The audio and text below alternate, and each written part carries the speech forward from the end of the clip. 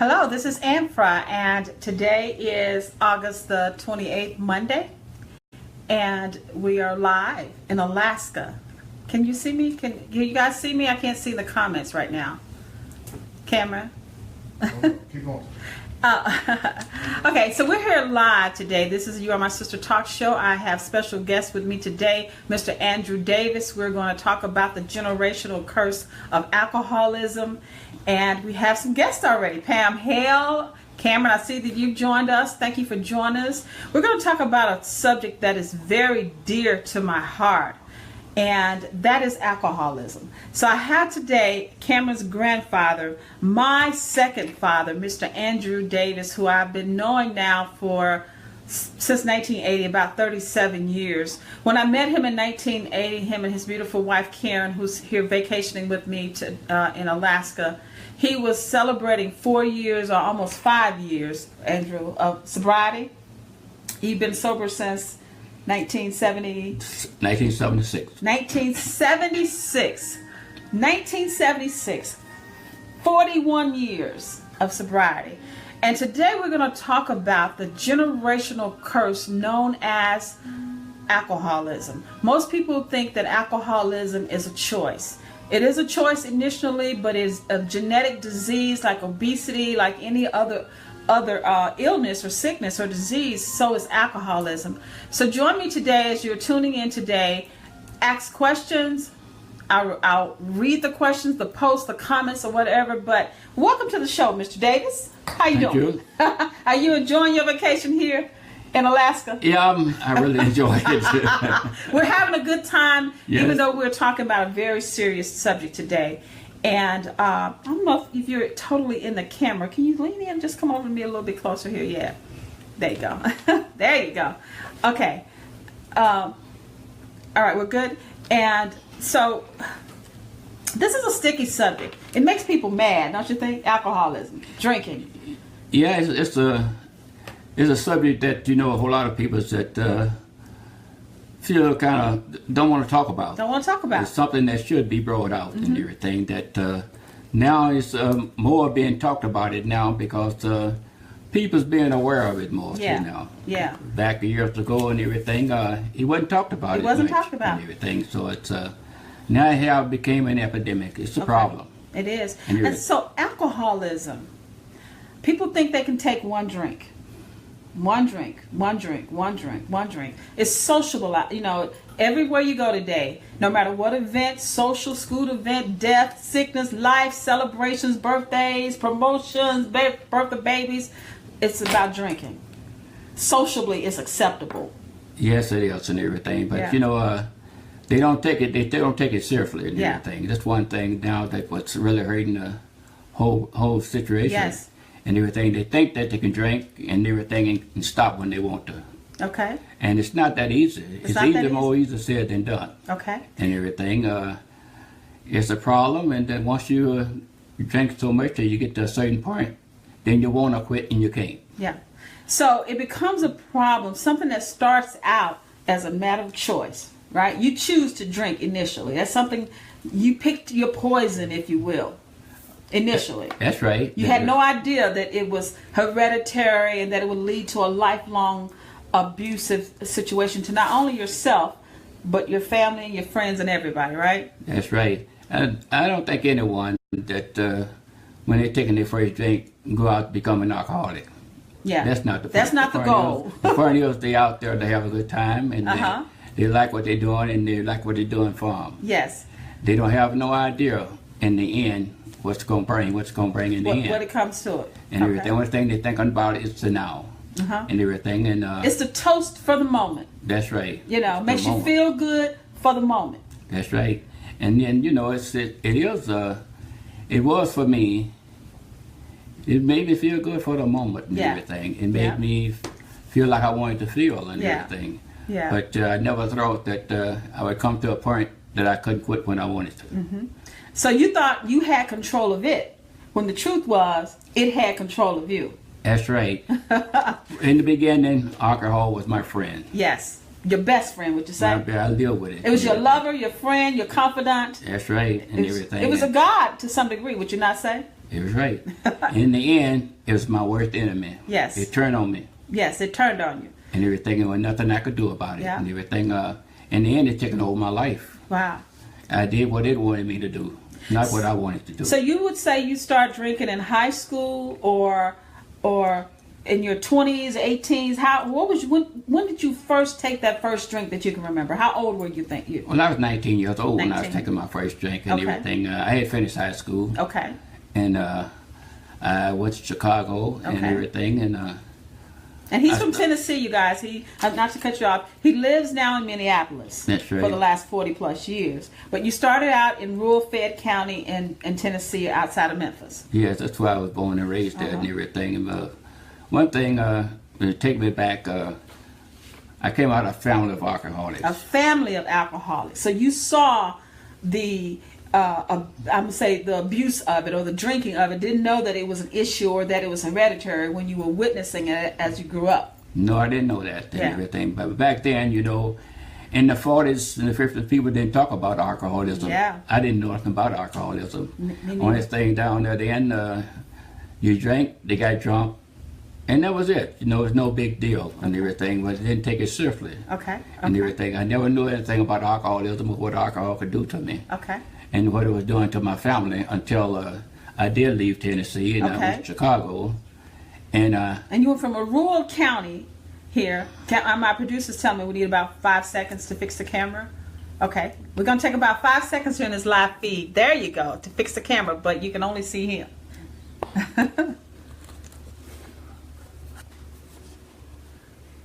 Stay tuned, you guys. We're just trying to adjust the camera a little bit here. Okay? Because I can't read any of the people who are watching here. I'm on my iPad today, you guys. So I thank you for tuning in. We've got Pam Hale, we got Patty, we've got Metra Pratt here. Thank you guys for joining. Make a comment or a post here. I hope you can see me clearly. Is it a clear feed? Okay. All right, so you left rural Fayette County, but we're talking about the 60s probably when you left rural Fayette County, or early 70s maybe? no, I left before that? real further. Fayette County was in 1959. 59, wow. So yeah, alcoholism wasn't even on the map of illnesses or diseases or anything at that time. Yeah. Thank you guys for all the love. So then you moved to Chicago, which was such a difference than being in a rural farmland community, right? Oh, And there yeah. was bars everywhere, liquor everywhere. Yes, that's why I got my start at. and Okay, everything. yeah. I went to Chicago and Went to everything. Chicago. And, I started running with the people, Yeah. running with the different guys. And Yeah. if you want to run with the big guys, then you had to do what they had to do. Yeah. You had to do what they did. Yeah. So I started drinking. Yeah. And they offered you a drink. That Yeah, was a okay, sociable, acceptable. I didn't want Welcome that to the I community. didn't want that accepted because I had seen what it was doing to my brothers. Okay. Your And older I had seen what brothers? it did to my family. Okay. And I promised that I would never drink. Really? I would never drink. Really? But when I taken that first drink, Yep. that did it. It was like, it was, It's a whole new world. it's a whole new world. And I figured out then what I had been missing over the years and seen what they had producing Yeah. and everything. And I started drinking. You started drinking. What was your drink of choice? Did you start out with beer and it escalated, or what did you start drinking first? Now I started out with drinking, tasting a little wine and everything Okay. to get the taste and everything. But Okay. it didn't take me long to graduate To from that. graduate. No time at all and everything because that wine wasn't doing it for me and everything. So I went to alcohol. Okay. Okay. And then did you go to brown liquor or white liquor? I went to brown liquor. Brown I went liquor? to 100 Fruit Granddad. And that one thing I drank then. Say it because again, 100 fruit granddad? I wanted to get high. Okay. All of a sudden, then I really wanted. I had got the taste of it, Okay. and I wanted to get high quick. Quick, okay. So let me ask you a question. That's something I like to know. What is the feeling that you get when you are high off of alcohol? Are you more laid back? Are you more confident? Because they say a drunk man speaks a sober mind. Did it give you liquid courage? What was the feeling? What did it do to you to make you want more? No, I think if it had made me feel laid back, I'd have been more confident and slow about getting to where I was getting to and everything. Okay. Myself, I drank it to to make me feel important. Okay. That's one thing. So it made you feel confident. Yeah, gave you courage and everything, and I could do what I want to do. And, okay. I've been the person that I wanted to be that I wasn't. Okay. Yes. And it made me who I wanted to be. Okay. Who you want to be. And I used it. I Yeah. used it for that and everything. And so what you're saying is what my guest said last week. It's part of low self-esteem. yeah, You know that's what I all mean? right. And so it made you be who you really wanted to be. It gave you the courage to be the man you thought you wanted to be at the That's right. time, because you couldn't say and speak and do the things sober that you could do while you were intoxicated. That's right. Okay. That's the Okay, reason. that makes That's sense. the reason I used it and everything. I used it for a church and everything. And it was my pickup. It was my pickup was for your me and pickup. everything. So it made me to be. So I could join with the crowd and I could be with them. I could run with them. Yeah. And I could do what they did. And you could do what they And it do. didn't bother Keeping me. up with the crowd. That's right. so important to me today, because it's a social thing. That's right. It's a social thing. Now, I want to just take a minute and recognize all the viewers that are tuned in. And my producer, Cameron, I need you to look at here at the screen here. I got a error message here that says storage almost full. Can you hit that on the camera there for me, please? And say done. Okay, there you go. See all the bubbles and the lights? That's what people are saying, that they're loving our conversation. I thank you guys for join the conversation here. Someone says, hi, Amphra. That's Metro Pret. Hi, how are you doing? We're talking about a serious subject for those of you who just joined us. We are talking about the generational curse of alcoholism, and talking to someone who has so much knowledge and so much wisdom and so much experience. You are now a sponsor through the Alcoholics Anonymous program or whatever? Yes, I am. Yeah. Yes. 41 years of celebration. Look at all the love. Wow. So here you are in the 50s, 60s. Young guy out of rural Fayette County in Chicago. The land of milk and honey to some degree, I'm sure. Really, that was the place to be. It's a place to be. That was the place to be. Chicago, Illinois, where they That's probably right. had cars and stuff instead of horses at that time. That's right, and everything. I look at Chicago, believe me, it's a place that I thought I had really messed out on something and Yeah. everything. And it was the beginning for me again, Yeah. all over again. And Yeah. it took me to a place where I wanted to be. Yeah. So part of that then, at that young age, had to be a young man who was irresponsible, right? That's right. Because you think you're young, you're free, you can conquer the world, you can set the world on fire, you can do what you want to do, don't have to listen to your parents no more. And all of that played into it, I'm sure. And they did and everything. The main thing, one thing, money did a whole lot of it and Okay. everything. Got a job while you was Once there? I got a job and Yeah. everything and got money, Yeah. you could get what you want to. And Yeah. you could do what you want to. Yeah. And that was Freedom. That was really carried me Okay. and everything. So money and alcohol, I figured that's all I needed. I didn't need nothing else. Not wine and women, but money and alcohol. Money and alcohol.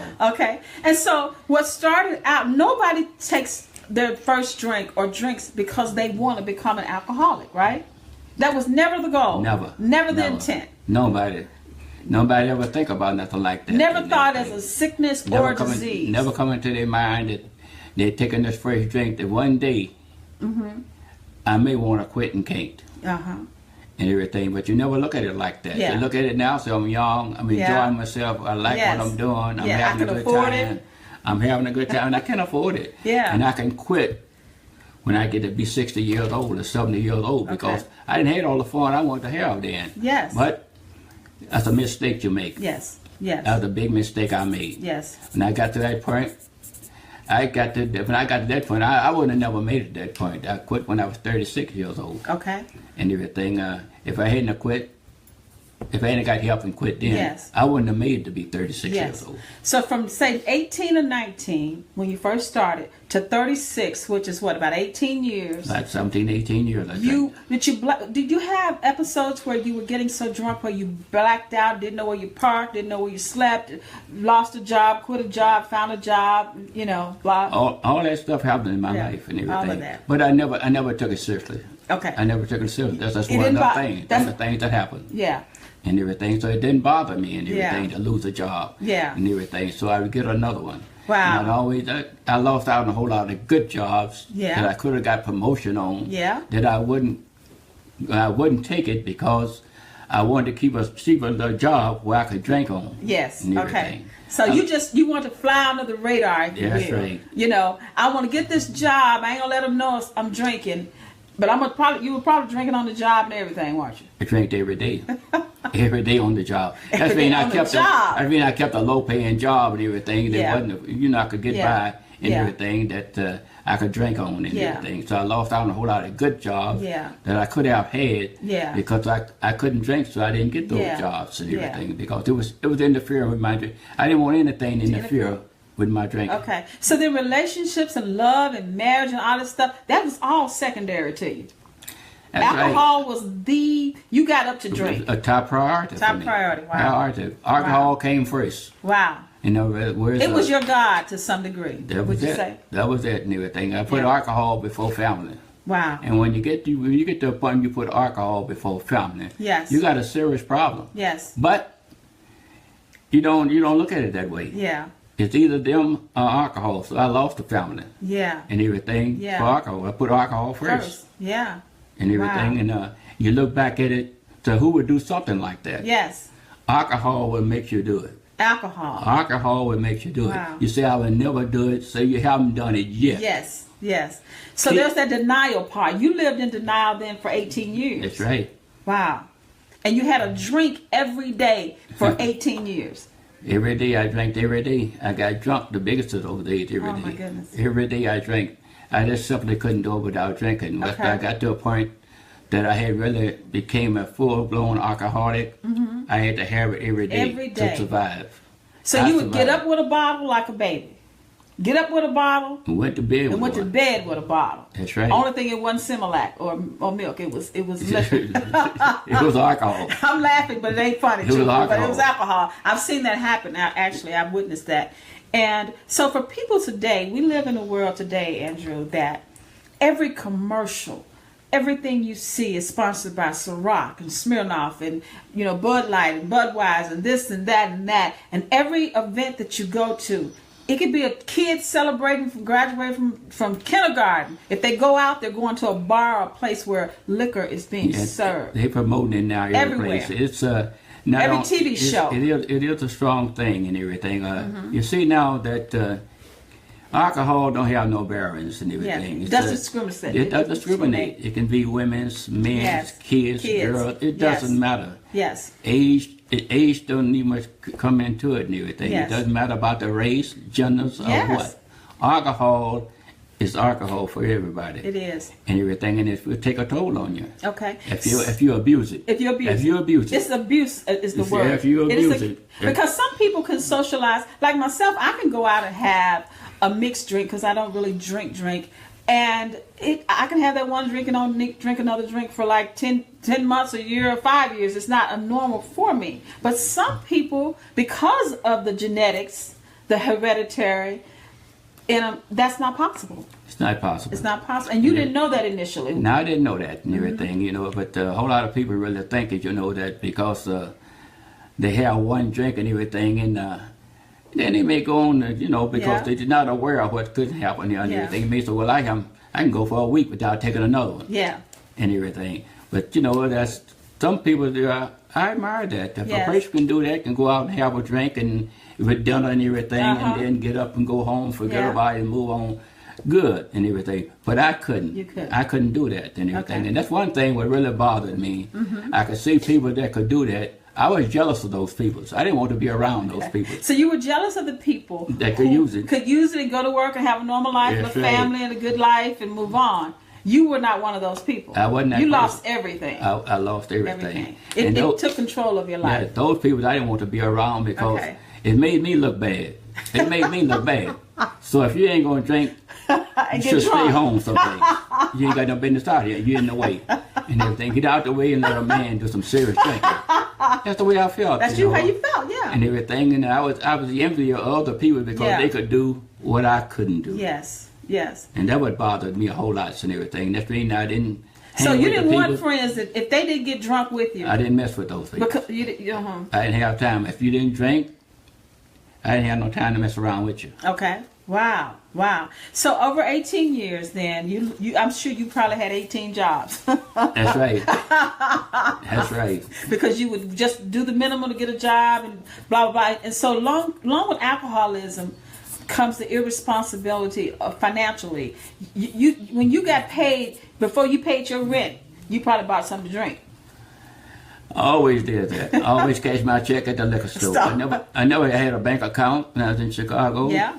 I had all my money. I cashed my check at the bank, and I put my money in my pocket. That was my bank. So you took your check, because back then we didn't have all this automatic deposit. You went to the liquor store, and most liquor stores, this is how I know from my dad, if you cashed your check, they give you a free paint or free whatever, you know. That's right. And then you buy some more on top of that. Plus, I paid my bill because I had an account. That's one thing an alcoholic should never have. A checking account and a liquor account. Them the things that they should never have. So liquor store will give you credit, if you will. That's right, because they know I'm coming. They know I'm coming Friday. Okay. I'm gonna pay that off, and then I'm gonna get more, and everything. It's one thing. And one thing that kept me in the red all the time and everything. So I paid the alcohol bill got paid first. First for the lights, utilities, rent, everything. That come next if anything was left. Wow. If anything was left. Wow. Wow, that's powerful. So it became the everything for you. That's right. And so over time then you had blackouts, I'm sure, and fights and brawls, and did you ever rob and steal and kill? It wasn't much of a fight. I was a pretty small guy. Pretty guy whooped the biggest of the time, but that was all right too. It didn't bother me one bit. Okay. And everything. See, back in those days, though, it was different. It was different than now. See, now people kill people and everything. Back then, you get into something, you hurt somebody whoop, you get you a good whooping, big deal. You walk away and you go on. But now you get killed over. It's dangerous now and everything. And back then, you got away with a whole lot of stuff. A whole lot of guys said, I don't even be bothered with you. Get away from me and everything and walk away. But now, if you might step on somebody's feet, they'll shoot you. They'll shoot you even if it's not about alcohol or anything. So it's dangerous now and everything. And alcohol is dangerous itself, you know, and everything. So, it is. You know, one thing what bothers me and everything that they always say it haven't got me now. Yeah. Look here, when you're drinking and everything, if you think you got a problem, I'm gonna say it this way: don't wait until it get you down to nothing to rock bottom before you realize that I should do something about it. I should stop and take a look at this. Okay. You may not have a problem. Okay. It may be something that you should check out. Okay. And to check it out, how should they check it out? If self-inventory said, I've lost everything, what do you No, need? you don't have to do that. You can go into place and get an inventory of yourself and everything and see where you and get to see where you're standing at, and you take some kind of like a test, you know. Okay. And these all the gates, so you get your 20 questions. Okay. And everything, and see how many you miss or answer and everything. If you miss 5 or 6 of those questions, it say you should take a look at yourself. Okay. So tell me some of those. You may have a problem. You may have a problem. Okay. Thank you guys for joining us. We are back live. We have a second feed. We're going to continue our conversation today talking about alcoholism and the generational curse that it is. Now, what are some of the things that people should ask themselves? And it's an honest inventory of themselves, right? Yes. So tell me, you said it's about 20 questions. Give me some of those things that people who drink every day, who are in denial, first of all, what are some of the questions that they need to ask themselves? You should ask themselves, why do I have to have a drink every day? That's a powerful question. Why do I have to? Why do I need a drink every day? And everything. Why can't I go and just have a drink and everything and then move on and everything? Okay. All right. But when you come to a point where you have to have it every day and everything, but that's the time you should start thinking. So this may be a problem. Yes. It may not be a problem. Yes. It may not be a problem, but it's something that you should look at. Okay. So would you say in your experience then, before we go to this next question, if you have to have alcohol every single day, would that be a sure sign that you are an alcoholic? That's my opinion. That's my opinion. That I don't tell nobody that they are an alcoholic. Okay. I'm not in a position. But by medical terms, and your stint in rehab and working with people, and everything that I've read and researched says that if you have to have a drink every single day of your life, and you have two kinds of alcoholics. You got the functioning ones who can still go to work every day and be productive to some degree. But if you have to have it every day, whether you're functioning or not, you are, quote, an alcoholic. That's the research that I've done on this subject. Well, you're right there. You're right there. It is functioning alcoholics. There's people that the first thing they say, when they do get them and everything, they go to treatment and come out and say, well, I went to work every day and everything. I didn't get a DWI. I didn't hurt nobody and everything and all this kind of stuff, and everything. They wonder why is they an alcoholic. Yes. And everything. The whole lot, because the majority of the person that lost everything they never lost their job. They never lost their family. They never lost their bank accounts and all that kind of stuff. But that's still, they think that don't make them an alcoholic. That's false. Because in the corporate world, and people in the upper entertainment industries and stuff, it's such a common thing for them to drink, but they got money. They're still making, making money every week, and they feel like, well, I got it under control. But you need it every day. The only thing you need every day is food and oxygen, and you really have to be careful about both of those to some degree. You know what I mean? It's a dependency is what it becomes, right? It's dependent. You can't function without it. Once you become dependent, you are an alcoholic, no doubt about it. Yes. Once you become dependent on it, that you got to have it every day, you can't do without it. Yes.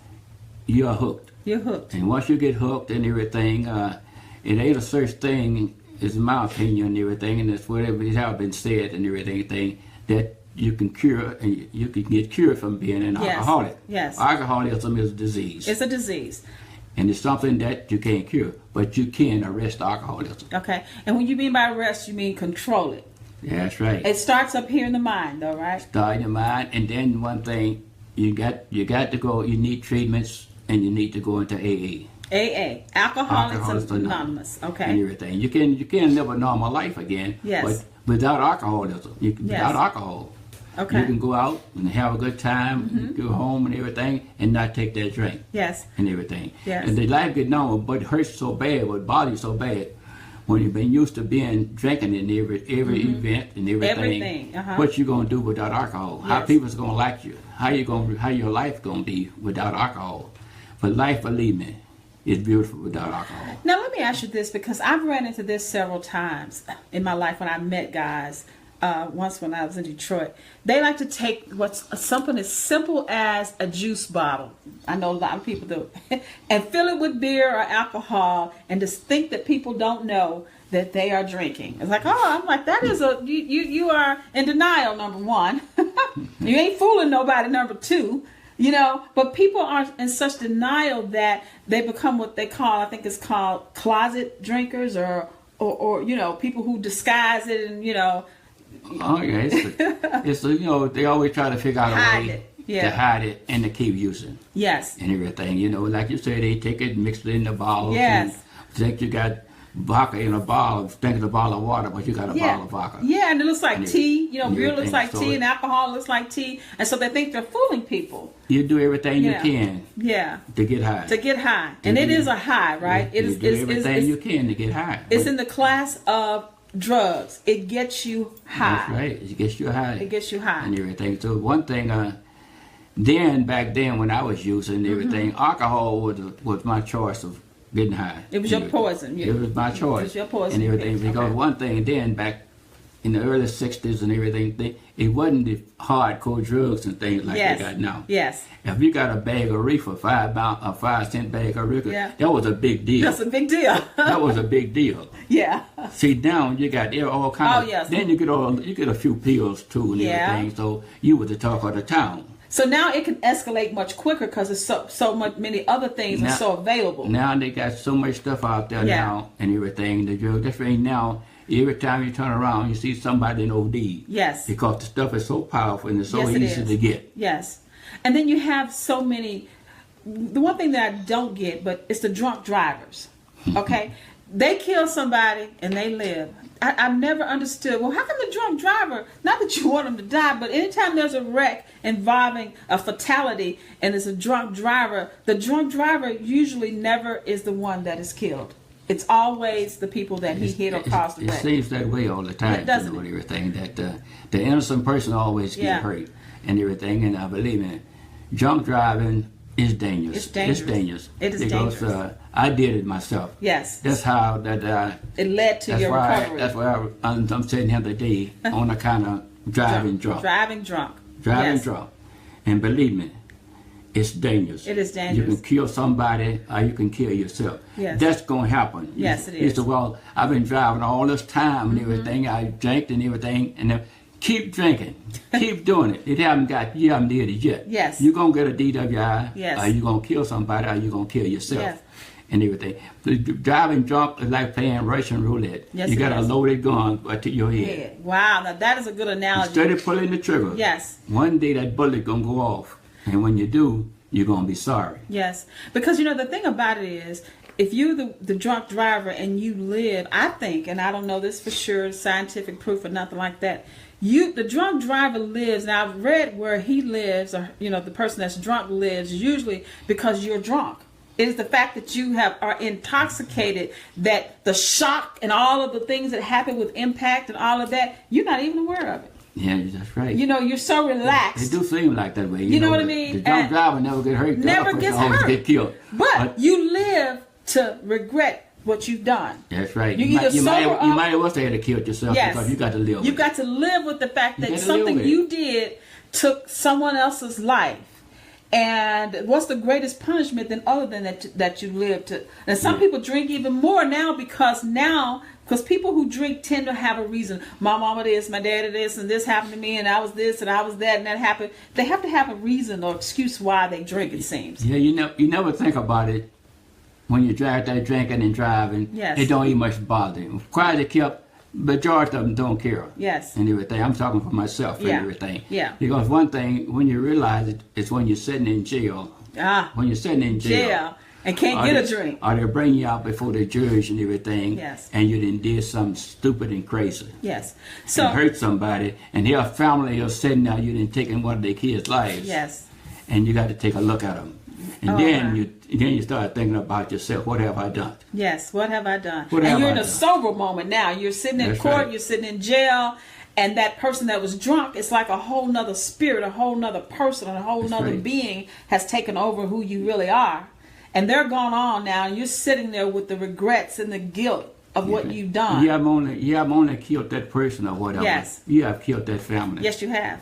That family. Yes, you have. You have taken someone away from them. Yes, you have. That they love. That they and love. everything. And here you are. Let something like alcohol Yes. do all this to you. Yes. And everything. Then you take someone else's life or something like that. That hurts. That hurts. You know, you told me prior to when we were just going over before the show that that's kind of what led you into recovery initially, that you had gotten a couple of DUIs in Minnesota or in Chicago No, or what? I got those in Minnesota. In Minnesota? I got some in Chicago, but that's one thing I thought I could get away with in Minnesota. In Chicago, only thing I had to have was some money, Really? And you could get off? and I got out. Get of out of it. the I DUIs. never went to jail. I Wow. always paid the cops what I did in there. Okay, That's you mean knew. I thought I was above the Oh, law. so you was above the law. You was thought one I of was- them. Yeah. I run into the back of the police car in Chicago, Wow. drunk, Drunk. You With a hit the bottle open. police. You hit the police. paid $25 in coat, and walked away. Wow. So no responsibility, and that gave you the Superman hero ego. right. It went to your ego, what you say? That's right. I thought I could get away with You anything. thought you could get away with anything. You were Superman. Yeah, I should have been locked up. Period. Then and everything. Yeah. Then, But you didn't hurt nobody when you ran I into the didn't car. hurt nobody. I Okay. didn't hurt nobody. All right. So then later on, years later, you move to Minneapolis, and now you still drinking, and you fall in love, and that don't mean much to you apparently because you kept drinking. But you got these tickets. You got 2 or 3 tickets. You said still. 3 or 4 tickets. Thank you for all the love you guys out there. Them 3 or 4 tickets, I took them tickets and put them on somebody else's car. But I got. Oh my goodness, really? That's what I did. Oh And my. everything. You know, I broke all the rules in the book. Broke all the rules. I broke all the rules. So you in the were book. reckless, not right. just driving wise, but with life. Period. That's right. You were They reckless. put a ticket on my car, take it off, and put it on somebody else's car. Yeah. And everything, and life went on with me and everything. That's the way I did. and everything. You know, I had got out of control. Yeah. So you really had lost your soul, would you say? I had got out of control. Yeah. Yeah. It didn't bother me no more. Yeah. The only thing I cared about was myself. I didn't care about Yes. nobody else or who else. It doesn't matter. It didn't matter. Okay. And so you got some tickets, and you had some options. The judge gave you some options, Yes, and those right. options were. The option was I went to court on these DWIs, and the judge looked at me and told me, he said, "Look at your record here. Don't look good, Mr. Davis. Like you got a problem." I said, "No, I don't have no problem. The problem is simple here. It's the court system is the problem. They messing with me and everything." And No responsibility. no, I said, "It's not my problem." I said, "The police there was bothering me and everything. Things they the problem." Wow. So I wasn't bothering nobody. I was just driving drunk. So I drove drunk last night too. So you talking back to the judge, all smart Yeah. ass, if you will. Yep. Yeah. And the judge told me, "Well, I think I'm sick. And I do something about it. I think you got a problem. I'll put you in the treatments." And believe me, I think that was the worst days of my life. So you had an option. He said either go to treatment I go to jail. or go to jail, and you chose to go to treatment. No, I didn't choose. You didn't choose. I didn't choose. Oh, okay. I still had an opening there and everything. Okay. You said, "I'm gonna give you 1 year stay in the workhouse. Okay. I'm gonna fine you for all these tickets. Okay. You had a lot of tickets. I'm gonna send you to AA for 1 year." Okay. I probably would have. I think I did and said AA for 1 year. I said, "Oh no." I pretty never should have took the job of going to jail. To for a year. jail. Okay. And then they took my driving license Okay. and put me on risk insurance for 5 years. Wow. So you paid high risk insurance, and you couldn't drive because they took the driver's Took my license. driving license away from me. Wow. And at that time, you were with Karen, and you Yeah, guys I were was with together. Karen then and Okay, yeah. everything, and, And Karen is his wife, who's here today too, vacationing with us. And they put me in the treatments and everything, and that was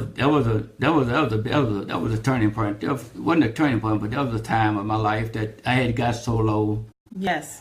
And Would you say you loved yourself? that's right. You loved yourself then? I love myself. You loved the know, drunk so- self. That's right. But Okay. I didn't love what they were trying to make out of me. Yes, you didn't Trying want to be sew- that man. Trying to sew me up. I didn't Okay. want to be there. Okay. So, but they put me in the treatments, and I got to learn something about alcoholism. Okay. I didn't know nothing about alcoholism. You knew so while you were drunk these years, 18 years, right? You didn't even know you were in the throes of alcoholism. No, I didn't. You just was loving what you did. That's right. Okay. I just thought this happened, if you drink like I drank and you drank as much as I drank, you would do these things and everything. Yeah. So that's what I thought. But I learned Okay. something about alcoholism and the treatments. Okay. And I learned that alcoholism was a disease. Okay. And So you it- went into a alcohol rehab center or That's hospital section or whatever. It was a Okay. rehab in the hospital. So where you were locked in, you had to be there for a certain amount of days without I wasn't exactly locked in, but Okay. I had to stay there. You had to if stay, I had to okay. leave, if I left there, I was going to jail. Okay. So that's what Okay. the jail was locked in. So basically an I ultimatum. had a choice. I had You a had choice to stay there or go to Okay. jail. I'll go to jail. Wow.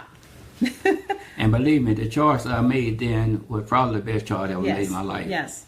And I said, well, since I got to be here, I might as well to make the best out of it. Okay. So after these 30 days, I can go out and get drunk again.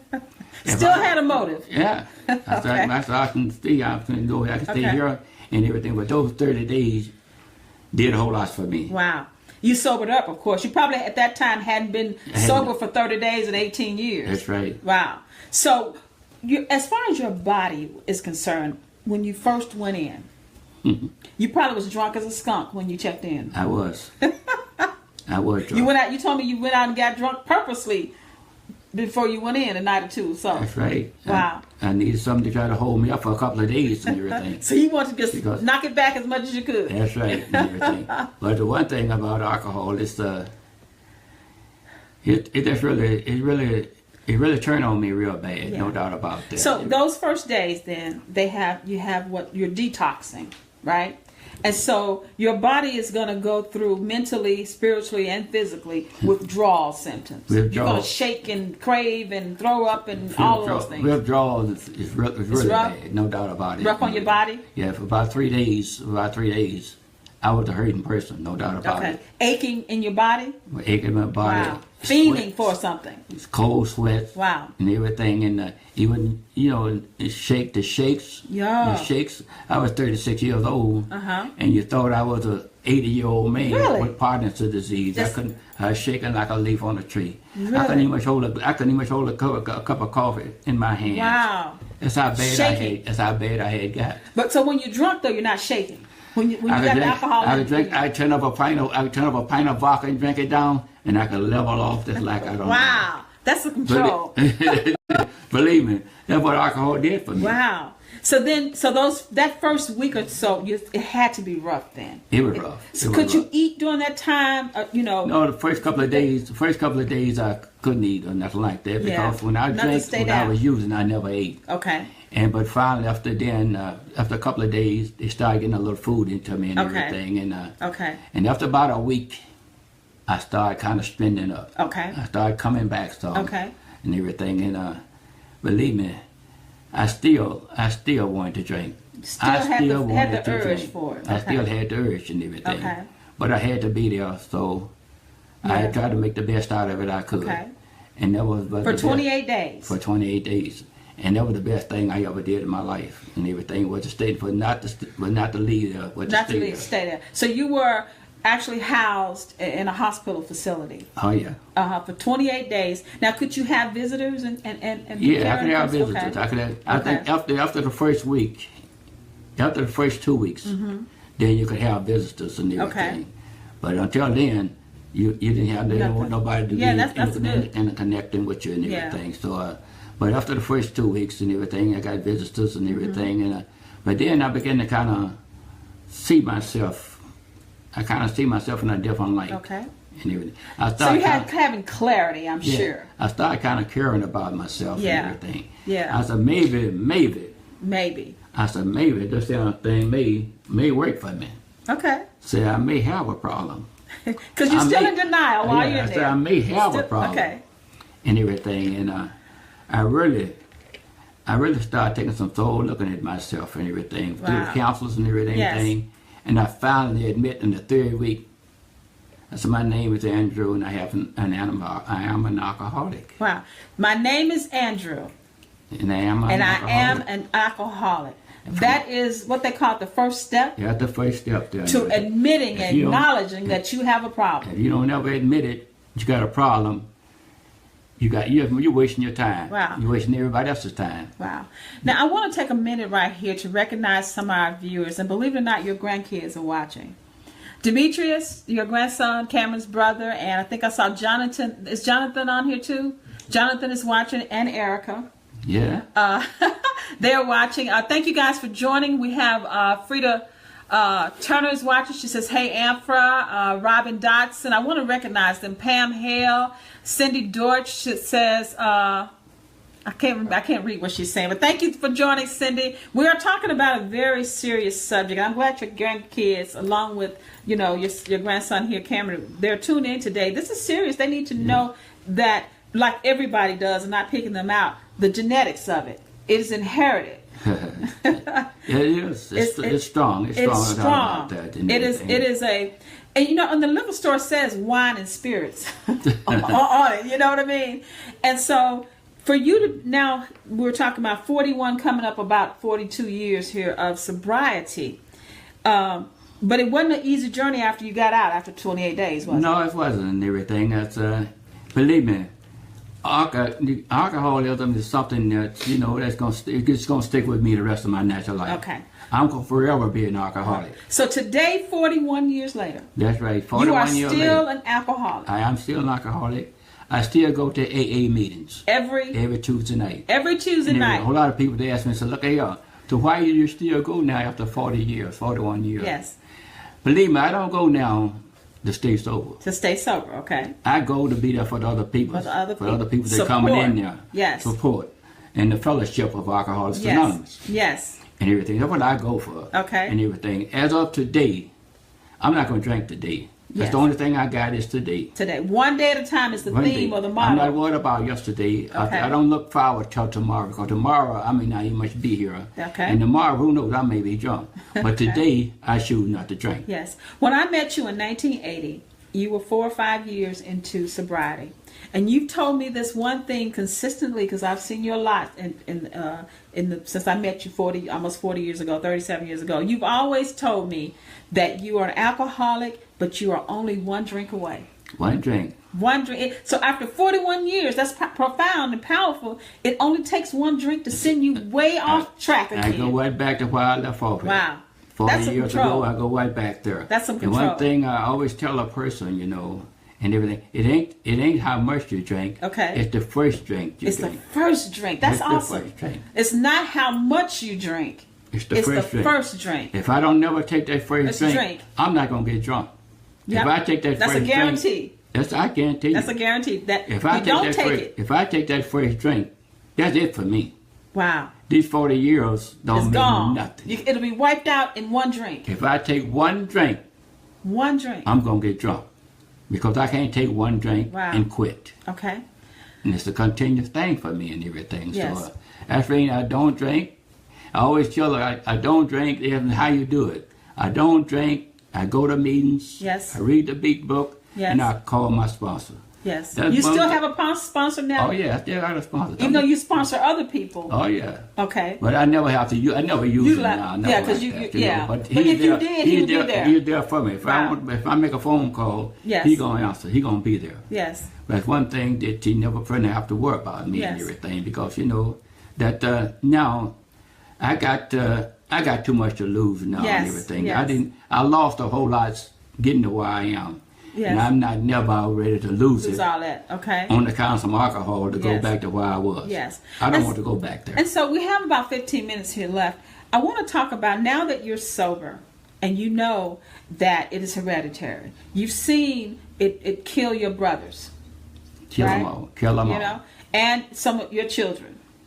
Yeah. And now you have your great grandchildren on forward, and you got other friends and family and things. What advice would you give to people who know that alcoholism is in their family? It's in my family too. We live in a world now where we socially drink to everything. How can a person who has this information today, but the temptations that are out there, what can they do to avoid or control alcoholism? Well, one thing I would say myself and everything is to try,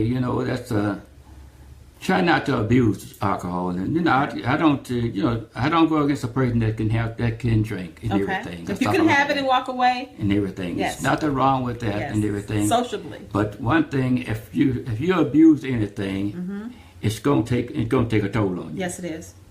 And everything. So don't go out there thinking that you can do a whole lot of stuff that you can't do. Yes. And everything. You Yes. go out there think you can completely drink everything you want to drink Yes. and control it and everything. Yes. You ain't doing nothing for asking for trouble. Yes. It's trouble there, no It's doubt trouble. about it. The main thing is to try to control yourself. Yes. And then be aware of what you're doing.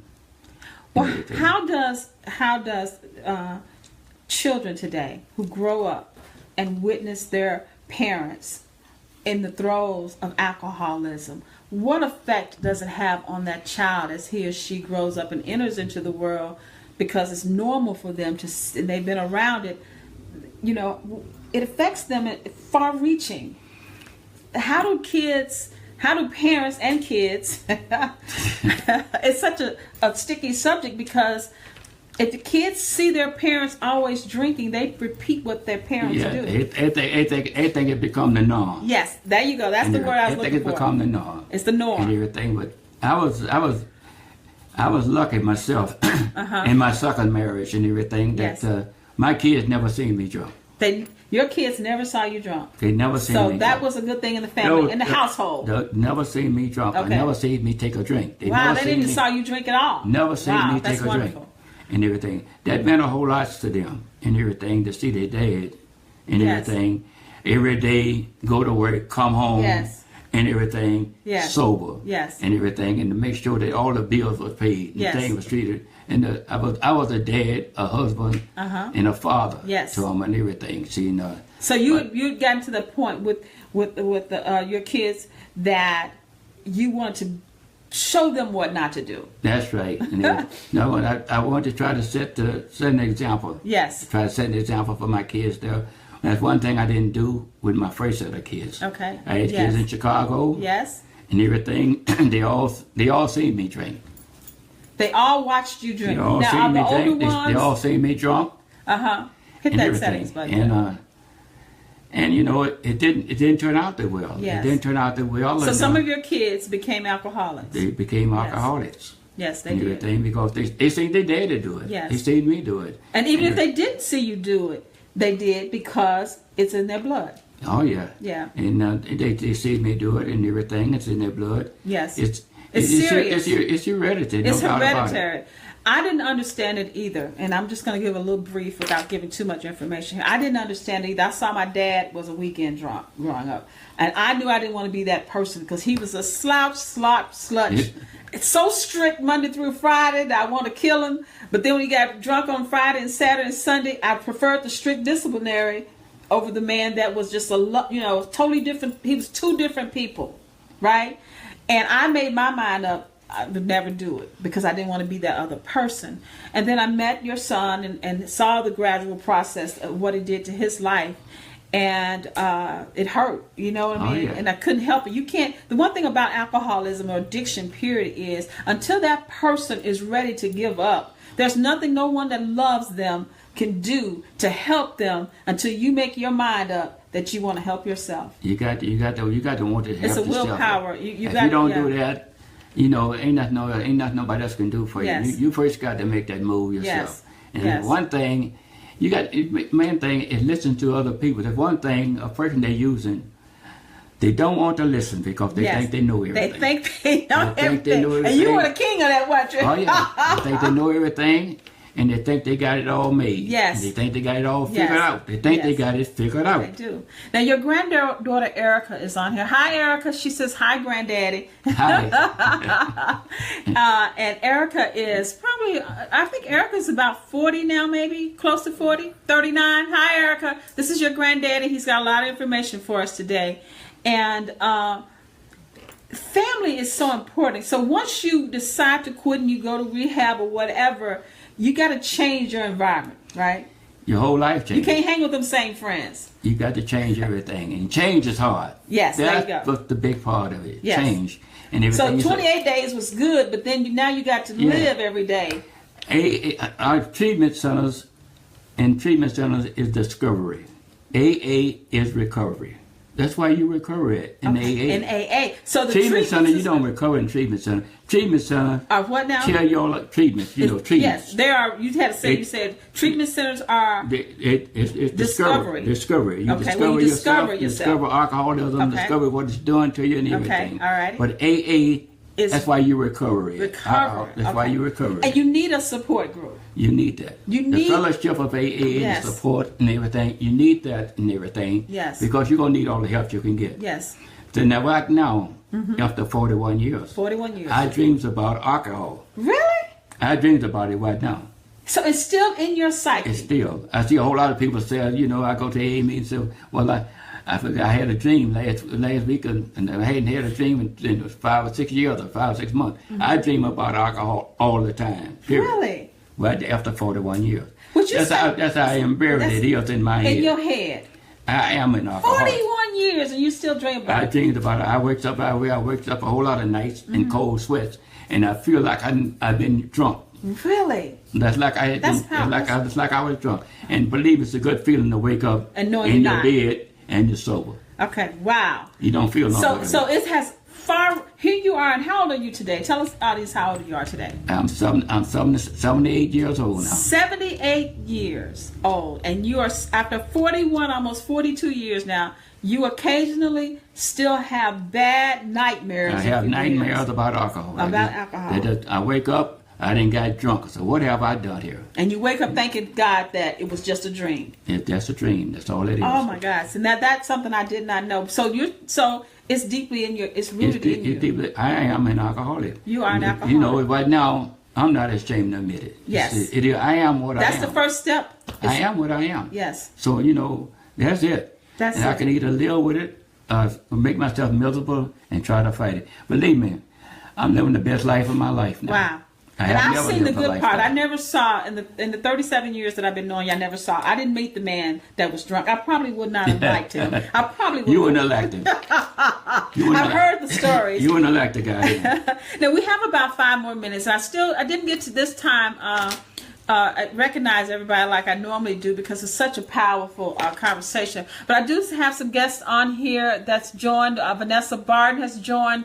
Lavita Yancey has joined. Hi, Lavita. Hi, Vanessa. My sister just joined. We are talking to Andrew Davis today, who is a person who has so much information. I've talked him into writing his life story as a book that he'll be back on soon with a book release about his life, because he has so much to tell that you can't do it in 1 hour. No. There's no way you can do it in 1 hour. But to sit here today and just cover little things that we talked about alcoholism, one of the things that I found that you said that I thought was so important was how it is people follow the crowds. You want to do what your buddies are doing. You want to be a part of what everybody else is doing. You have to remove yourself from all that. You got to do it. You got to remove yourself from that. And that crowd, it don't mean you're no good, and everything. You think that, it does. But get into trouble. Yes. Get into trouble. Yes. They're going to walk away and leave you. Yes. And everything. But in the meantime, as long as you're using, they're there. Yes. I had friends. Yes. In Chicago, believe me. You had a lot of friends. All in Chicago and all of, as long as I had money and alcohol, I had friends. Once all my money was gone and everything, they was gone. Yes. If I needed them, I got into trouble, they wasn't there to help me. Money, alcohol, and friends, they are mixed. That's right. When you don't have any money, you don't have any alcohol, you're not going to have any friends. Wow. I knew that, but I'm glad you're saying that. I hope people are learning from this today. So now you live a totally different life. A totally different life. But you still are an alcoholic 41 years later. And you're married, you have kids, you have grandkids, and I'm sure you're protective. Oh, yeah. Oh, yeah. Believe me, I want them to see they do. I want them to see do good. I want them to have fun, enjoy themselves. Yes. Believe me, life is good. And so you can have a good time. Have a good time without getting drugs. Try not to stay away from drugs. Yes. And try not to abuse alcohol. Okay. They think that I'm not using alcohol, I'll be all right. Yes. But alcohol is just a dangerous, strong drug. Yes, it is. Now, you talked about one thing as we go. We got about 2 or 3 more minutes here left. I want to thank everybody for joining today. But one thing that in our pre-interview today we were talking was that when you went into recovery, when you went into AA, and you got up and you had to say, "I'm Andrew Davis, I'm an alcoholic," you talked about humility, being humbled. That was the beginning. Before then, you were egotistical and arrogant, and you were Superman. That's right. Super drunk. Becoming humble. Yes. It's a hard thing. It's a hard thing. It's hard. And so, when you live a life of lies, because you got to tell a lot of lies, right? You had to lie to survive. Yes. That was survival. Yeah, you were living a lie.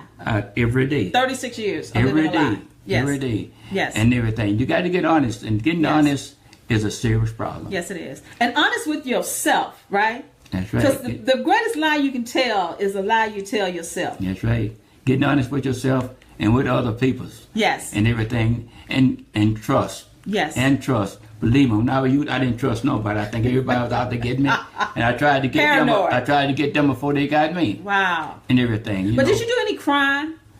No, other than drunk driving? So, I mean, were you stealing and killing? Or I never did anything like that and everything because I didn't want to go to jail because I wanted to keep on drinking. I didn't want that to interfere with my drinking.